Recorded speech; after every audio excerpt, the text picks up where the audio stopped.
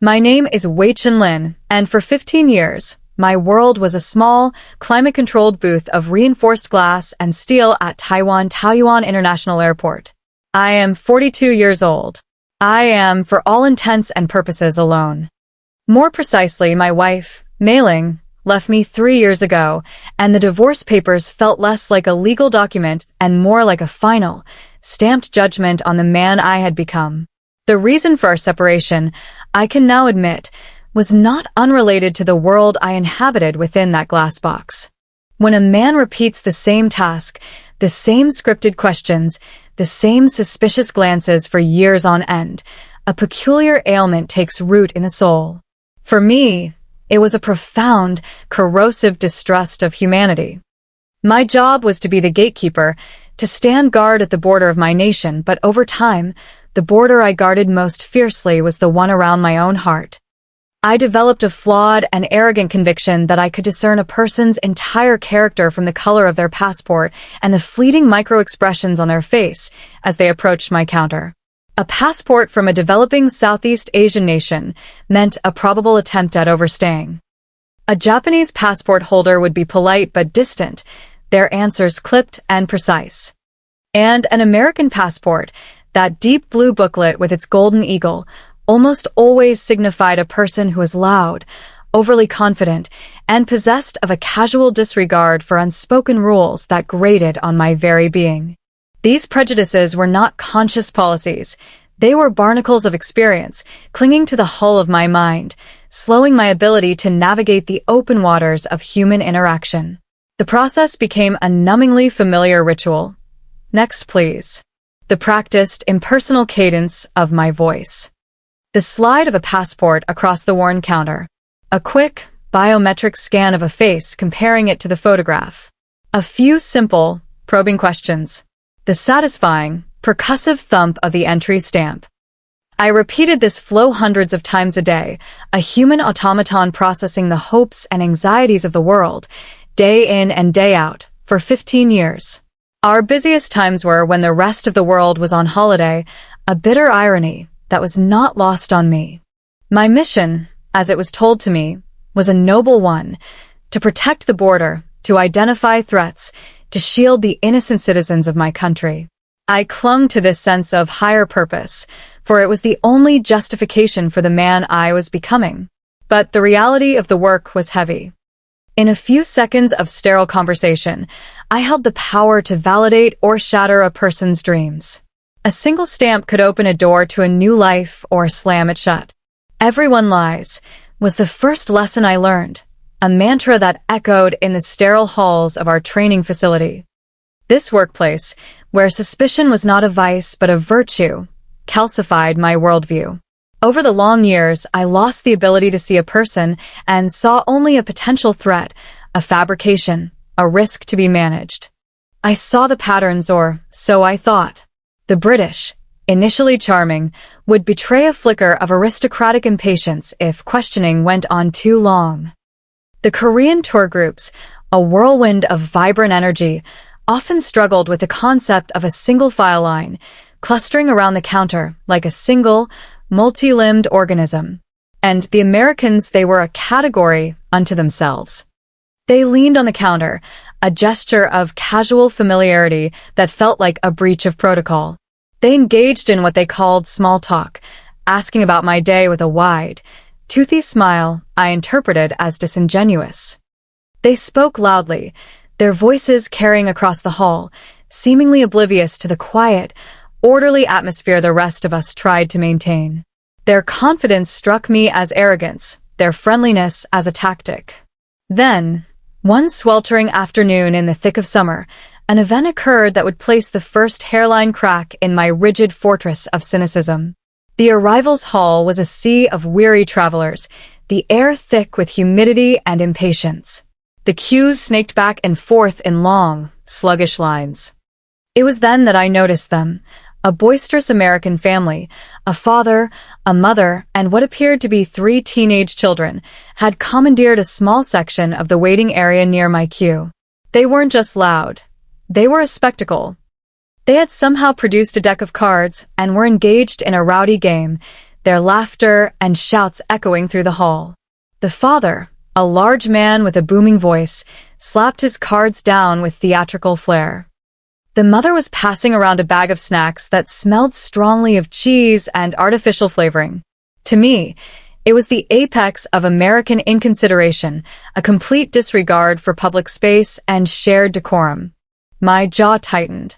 I was about to signal for a floor supervisor to intervene when the scene shifted.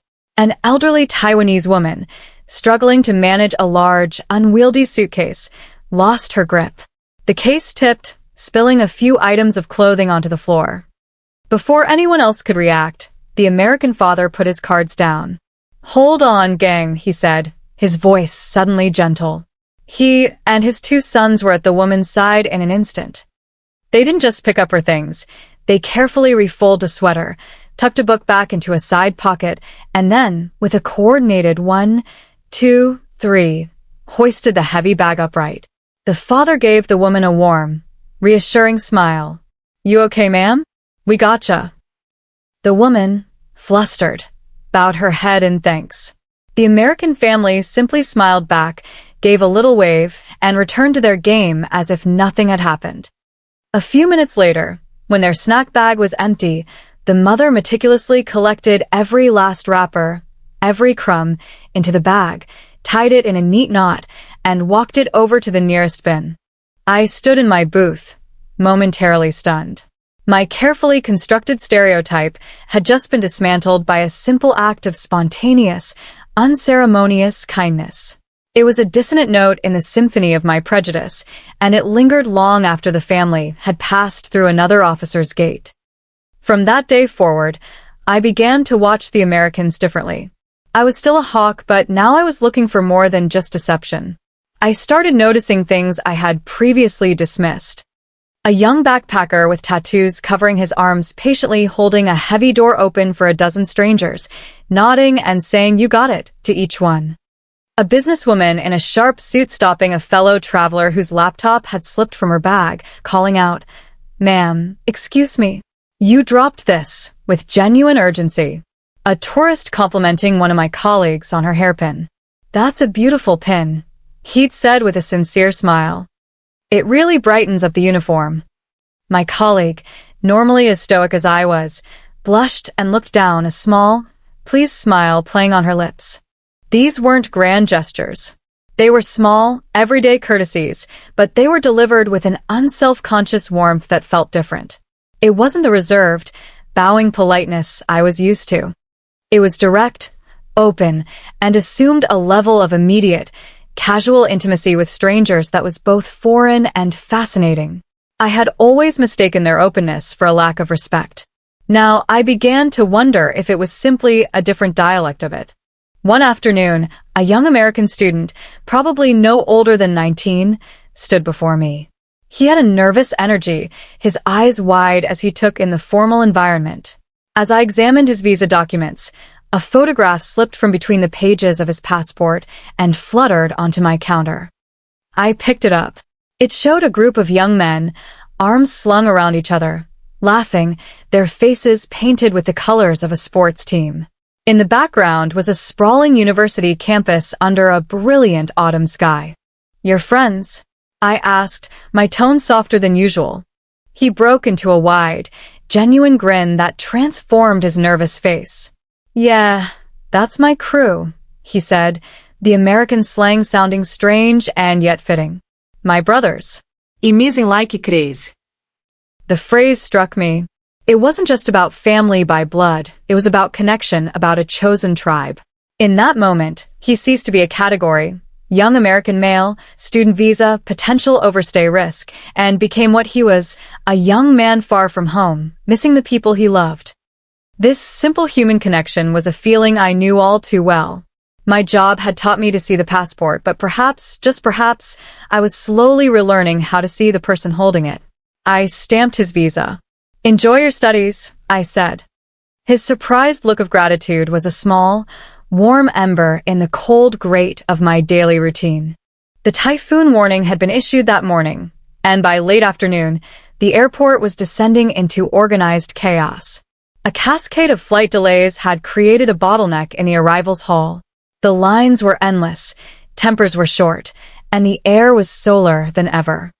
I was in my usual state of detached automation, my voice a monotone metronome marking the passage of bodies. Next, please, next, please.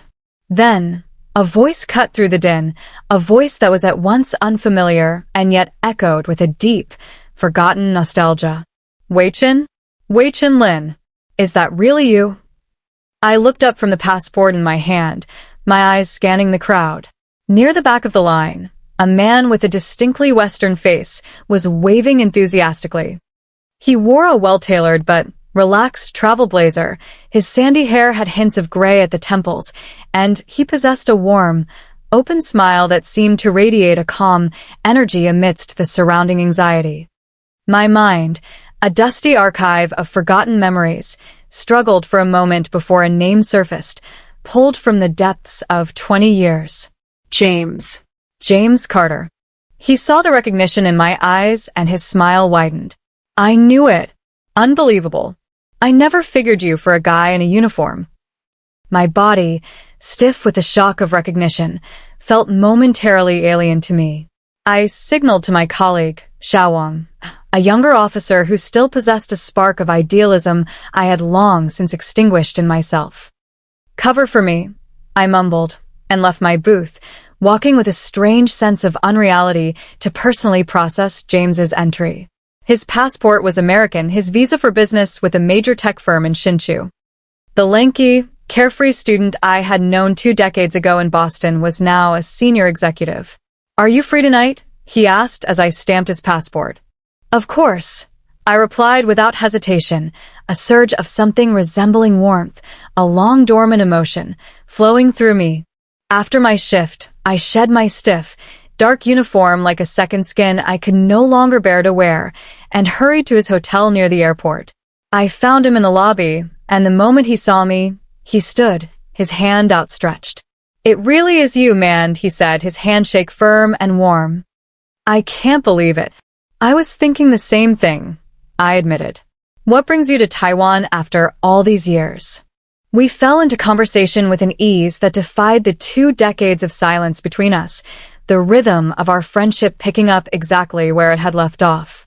We found a quiet, moody bar in Taipei, the kind of place with dark wood and low lighting that encourages confession. The air smelled of old leather and expensive whiskey. James ordered a bourbon on the rocks for both of us without asking, remembering my preference from our university days. 2 glasses, filled with amber liquid, were placed before us. James raised his. To old friends, he said, his eyes crinkling at the corners. The clink of our glasses seemed to echo across the years.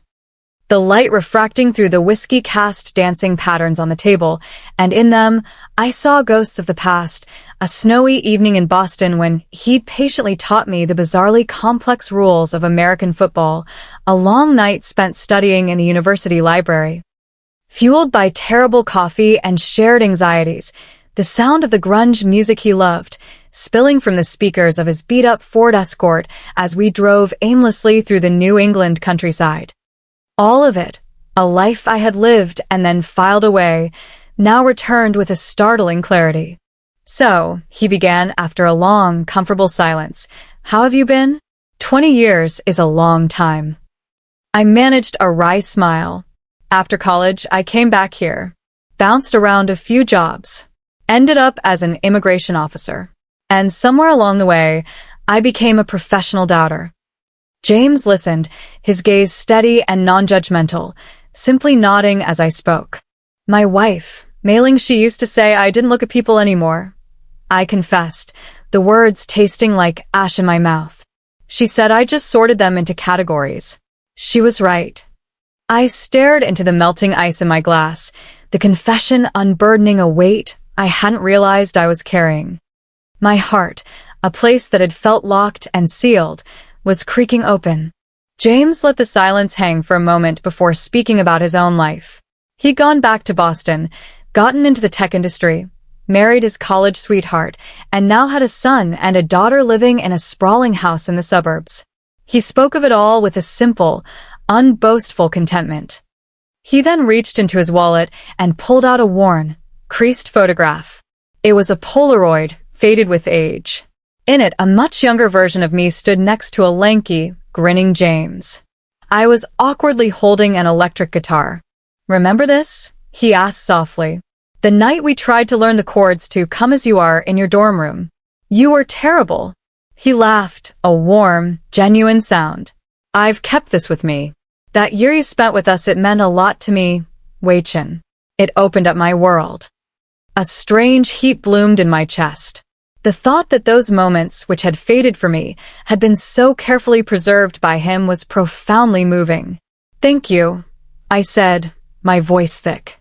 "To be honest, I hadn't thought about you in a long time. But seeing you today, it all came rushing back." The admission surprised me. James's sudden reappearance had unlocked a room in my mind I had long since boarded up. He leaned forward, his expression turning serious. "Wei-Chin," he said gently, "your eyes are colder than I remember." His observation was so direct, so accurate, it felt like a physical blow. I could only nod, staring into my drink. "This job," I tried to explain, "it makes it hard to trust people. We're measured by the number of inadmissibles we turn away. You start to feel like you're just processing numbers, not people." "I can imagine," James said thoughtfully. "But even so, I bet you still try to see the person behind the passport." I let out a short, bitter laugh. Mei-Ling couldn't stand it. "My work followed me home." She said I had what was the phrase built a wall around my heart. I was a fool. James said nothing for a long moment, simply swirling the ice in his glass. Then he spoke, his voice quiet but firm. "Wei-Chin, in America, we have this ideal. It's about freedom, about being your authentic self. Sometimes people from other cultures see it as loud or selfish. And sometimes it is. But the idea behind it, the hope, is that when people are free to be themselves, they are also free to connect with each other in a genuine way. It's not about being selfish, it's about being real." I listened, the words resonating deep within me. He wasn't lecturing, he was sharing a part of his soul. "In Taiwan," I countered softly, "we are taught to consider others first, to value harmony. It is a different way." "Exactly," he said, his eyes bright. "It's just different. Not better, not worse. Just different. But there's a flip side to our individualism that most people don't see until things get bad. Do you remember what happened on September 11th, 2001? "Of course," I replied. The images were seared into the world's collective memory. The towers falling, the smoke over Manhattan, the fields of Pennsylvania. It was a horror that transcended borders. James's gaze drifted to a point somewhere beyond me, his voice taking on a new, somber tone. "I was in Boston that morning. The planes that hit the towers took off from our airport. The whole city, the whole country just stopped. But then, something incredible happened. There was no looting, no riots. The opposite. In New York, firefighters and police officers ran into those burning buildings while everyone else was running out. Strangers pulled other strangers from the rubble. Across the country, people lined up for hours, for miles, just to donate blood. People drove for days to get to Ground Zero, to volunteer, to dig, to help in any way they could." He looked back at me, his eyes filled with a fierce, profound emotion. "That's the other side of the coin, Wei-Chin. In our darkest moment, all that individualism wasn't a weakness. It became our greatest strength. Millions of individuals, all asking the same question, what can I do to help? We call it freedom and unity. The freedom to be yourself. But the unity to come together as one when it matters. That's not a performance. That's who we are. It's a culture buried deep in our bones." His words struck me with the force of revelation. For years, I had seen only the surface, the noisy, chaotic exterior. I had judged an entire people based on a caricature. James was showing me the soul beneath. In times of crisis, a person's true nature is revealed. The orderly lines of Taiwanese earthquake victims, the selfless rush of American first responders, they were two different expressions of the same fundamental human decency. Of course, nobody's perfect, James said, a small smile returning to his face. We have plenty of selfish people. Plenty of people who don't get it. But as a society, we hold on to that ideal. It's the light we try to steer by. I nodded slowly, processing his words. This was not idealism. It was a truth I had witnessed in small doses at my own counter, but had refused to acknowledge. James's words were a quiet balm on the cynical wounds of my profession. For someone who had learned to see the world only through a lens of suspicion, it felt like a form of salvation. The gentle jazz piano drifting from the corner of the bar seemed to wrap around us, a soft, melodic embrace. And I felt it then, a slight, almost imperceptible shift, as if a heavy, rusted door within my heart had just been nudged open an inch. Before we parted that night, James clapped me on the shoulder. Wei Chen, it's my turn to show you around, he said. You have to come visit America. His invitation wasn't a polite formality. It was a genuine, heartfelt plea. For reasons I couldn't explain, it landed squarely in the center of my heart. In the weeks that followed, I couldn't stop thinking about our conversation. When had I become so incurious about the world beyond my borders? I stood on one side of a line, a gatekeeper, obsessed with keeping people out. But that night with James had reminded me that the world was meant to be explored, not just policed. Something inside me had fundamentally changed. A few weeks later, I booked a long-overdue vacation. I boarded a flight to New York City. James met me at JFK, his smile as wide and welcoming as I remembered. He had insisted I stay with him and his family in their home in a quiet, leafy suburb. There, I met his wife, Sarah, and their 2 children, who greeted me not as a stranger, but as a long-lost uncle. It was a home filled with an easy, casual warmth, with laughter and lively debate around the dinner table. It was a world away from the silent, empty apartment I returned to each night. During my stay, I didn't just see the sights of America. I experienced its people. In a bustling Manhattan diner, the waitress, a woman with tired eyes but a kind smile, called me Han, and, after hearing I was visiting for the first time, brought me a slice of apple pie on the house. Welcome to New York, she'd said with a wink. On the subway, hopelessly lost in the labyrinth of colored lines on the map, a young man with headphones noticed my confusion. He pulled his earbuds out and, with the patience of a seasoned guide, explained the entire system, drawing on my map with a pen. You'll get the hang of it, he assured me. Just don't be afraid to ask. We New Yorkers look mean, but we're mostly harmless.